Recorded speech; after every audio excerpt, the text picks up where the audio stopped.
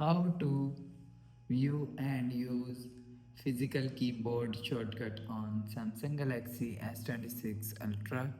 So let's start the video. First of all, go to app library. Now here, so click on settings app. Now in setting, scroll down, and click on general management.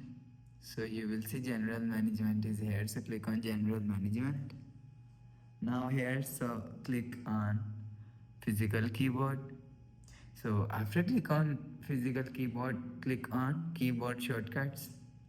So after click on keyboard shortcuts, so if you want to view and use physical keyboard shortcuts, so you will see CMD, CMD, ALT, CMD, ALT, CMD, ALT, and V, AL, HSIF, stepped. You will see this is keyboard shortcuts. So after watching, go back to home screen, refresh phone. So that's how you can view and use physical keyboard shortcut on Samsung Galaxy S26 Ultra.